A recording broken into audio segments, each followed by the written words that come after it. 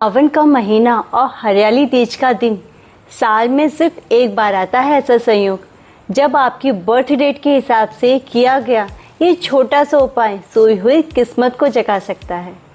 हरियाली तीज सिर्फ श्रृंगार और झूलों का त्योहार नहीं, ये वो दिन है जब माता पार्वती ने कठोर तप करके शिव जी को पाया था। और यही वजह है कि इस दिन की गई प्रार्थना और उपाय बहुत जल्दी फलित होते हैं। और अगर इसमें आपकी मूलांक एनर्जी और जुड़ जाए तो असर कई गुना तक बढ़ा जा सकता है। आज मैं आपके मूलांक के हिसाब से एक खास उपाय बताने वाली हूँ, ध्यान से सुनिएगा, अपना नंबर मिस मत कीजिएगा। तो शुरू करने से पहले कमेंट में अपनी बर्थ डेट ज़रूर लिखिए ताकि मैं पर्सनली बता सकूं कि आपके लिए कौन सा उपाय सबसे असरदार रहेगा। जिनका मूलांक 1 है, यानी कि अगर आपकी बर्थ डेट इन डेट्स में से है तो आप मूलांक 1 से हैं, तो इस हरियाली तीज सुबह सूर्य भगवान को जल चढ़ाइए। तांबे का लोटा लें, उसमें लाल रंग का फूल डालें और लाल रोली डालें गुड़ के साथ में। फिर भगवान सूर्य नारायण को जल अर्पित करें और लाल रंग का कोई वस्त्र या फूल माँ पार्वती जी को अर्पित करिए। सन की एनर्जी को मजबूत करने से आपके अंदर की लीडरशिप और कॉन्फिडेंस और निखरेगी। तो यानी आप अगर इन डेट्स में से हुए हैं तो आप चंद्रमा से रूल होते हैं। सफ़ेद मिठाई और खीर का भोग भगवान शिव जी और माता पार्वती जी को लगाइए और चंद्रमा का बीज मंत्र यानी कि ओम सोम सोमाय नमः का जाप शुभ रहेगा। मूलांक 3, अगर आपका बर्थ इन डेट्स में से किसी डेट को हुआ है तो आप गुरु से रूल होते हैं, बृहस्पति भगवान से रूल होते हैं। इस दिन आपको पीली चुनरी और बेसन का लड्डू ज़रूर चढ़ाना चाहिए। मतलब पीली चुनरी माता पार्वती को और बेसन के लड्डू शिव जी और माता पार्वती दोनों को भोग के रूप में चढ़ाना चाहिए। और ओम नमः शिवाय के साथ बृहस्पति भगवान का मंत्र भी जाप करें, इससे जुपिटर आपको बहुत शुभ फल देगा। अब बात करते हैं मूलांक 4 की। को शांत करने के लिए काले तिल और नारियल का दान करिए और शिवलिंग पर भी ज़रूर चढ़ाइए। शिव जी को भांग धतूरा ज़रूर अर्पित करिए और माता पार्वती जी को सुहाग का सामान चढ़ाइए।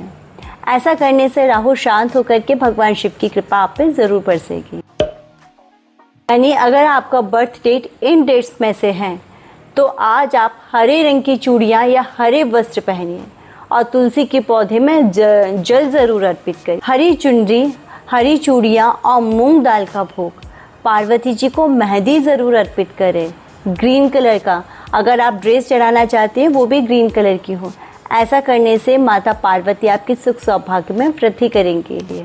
मरकरी यानी कि बुध ग्रह को शांत करने से बिजनेस और पैसों से जुड़ी हुई रुकावटें दूर होती हैं।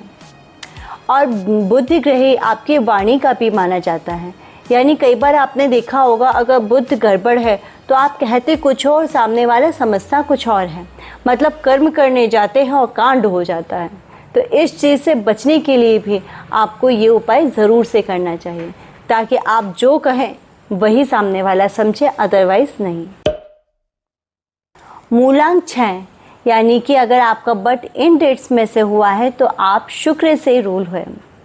ऐसे में आपको सफ़ेद या गुलाबी चुनरी माँ को अर्पित करनी चाहिए। घी का दीपक ज़रूर जलाएं। ये मूलांक सबसे शुभ माना जाता है तीज के लिए क्योंकि इसमें श्रृंगार का बड़ा महत्व है। आप जितना हो पाए 16 श्रृंगार से तैयार हों। मूलांक 7 यानी आपका बर्थ अगर इन डेट्स में से किसी डेट को हुआ है तो आप मूलांक 7 यानी कि केतु से रूल हैं। केतु अध्यात्म और रिसर्च का कारक होता है। इस दिन आपको नील कमल और तिल का दान करना चाहिए। शिव जी की शिवलिंग पे भी करें और मंदिर में दान कर दें और साथ में ही शिव चालीसा का पाठ ज़रूर करें। इससे शिव जी की दया आप पे बरसेगी और बहुत ही पॉजिटिव और एनर्जेटिक थॉट आपके दिमाग में आएंगे जिसको आप एग्जीक्यूट करने की क्षमता भी रखेंगे। मूलांक 8 यानी अगर आपका इन डेट से किसी भी डेट में आपका बर्थ हुआ है तो आप मूलांक 8 यानी कि शनि से रूल होते हैं। इस दिन आप काली चुनरी या काली ड्रेस से ज़रूर बचें। मतलब dark colour, dark blue, dark grey, इनसे बचना चाहिए। लाल या पीले रंग ही पहनिए क्योंकि वैसे भी शुभ मानते हैं। शनि दोष निवारण के साथ पार्वती माँ की पूजा ज़रूर करें। शाम को शिव जी के सामने काले तिल और सरसों के तेल का दीपक जलाइए। शनि की कृपा पाने का ये सबसे उत्तम दिन माना जाता है। साथ में ही शिवलिंग पर आप काले तिल ज़रूर अर्पित करें। जल चढ़ाएं, जैसे पूजा करते हैं उसमें आप काले तिल और काली मिर्च का यूज़ ज़रूर करिए। अगर इससे आपको रुकी हुई सफलता मिलेगी। शनि भगवान और शिव जी की कृपा आप पर ज़रूर बरसेगी। मूलांक 9।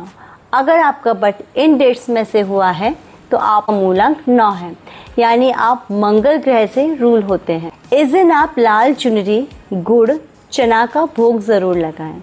माता को लाल चुनरी अर्पित करें। मंगल की बीज मंत्र के साथ सिंदूर अर्पण ज़रूर करें। और शिवलिंग की जैसे पूजा करते हैं, सावन चल रहा है वैसे पूजा ज़रूर करें। लेकिन अगर आपने अपनी पूजा विधि में एक गलती भी की तो शिव पार्वती जी का आशीर्वाद पूरा नहीं मिलता। और वो गलती क्या है मैं कमेंट में बताऊंगी उन लोगों को जो अपना मूलांक नीचे लिखेंगे। भगवान कभी किसी से नाराज़ नहीं होते हैं। क्यों? क्योंकि वो तो दया रूप हैं, वो ओदरदानी हैं। लेकिन फिर भी उनके 100% दया पाने के लिए अगर हम जो रिचुअल्स बताई गई हैं उनको भी पूरा फॉलो करें तो मुझे लगता है कि भगवान और भी ज़्यादा दयालु होंगे। क्योंकि भगवान ये देखते हैं कि इसने एफर्ट्स कितने लगाए हैं और उस दया को हम थोड़ा और करीब से महसूस करेंगे। इसलिए आज छोटी सी सही अपने मूलांक के हिसाब से जय भोलेनाथ जरूर करिए, क्योंकि असर छोटी कोशिश से भी उतना ही होता है हर हर बड़ी विधि से। जब नियत सच्ची हो तो फल पूरा ही मिलता है। अपना मूलांक कमेंट में लिखिए। मैं खुद आपको बताऊंगी कि आज पार्वती माँ की कृपा पाने का सबसे आसान तरीका क्या है आपके लिए। और एक उपाय जो हर मूलांक वाले के लिए फलदायी माना जाता है। हरियाली तीज की शाम को 16 श्रृंगार करके माँ पार्वती और शिव जी की एक साथ पूजा करिए और ओम गौरई नमः मंत्र का 16 बार जाप कीजिए। संख्या 16 का ये संयोग सुहाग, समृद्धि और सौभाग्य तीनों को बढ़ाता है। किस्मत कभी अचानक नहीं जागती, वो तब जागती है जब सही दिन, सही श्रद्धा और सही ऊर्जा जब एक साथ मिलती है। इस हरियाली तीज को सिर्फ एक त्योहार की तरह मत मनाइए, इसे अपनी किस्मत जगाने का मौका बनाइए। अगर ये वीडियो दिल को छू गया हो तो ये वीडियो को कमेंट में लिखें हर हर महादेव। और वीडियो को अब तक लाइक नहीं किया है तो लाइक करें और चैनल को सब्सक्राइब ज़रूर करें, क्योंकि सावन का आखिरी दिन तक ऐसे ही कृपा पाने की जानकारी आती रहेगी। राधे राधे।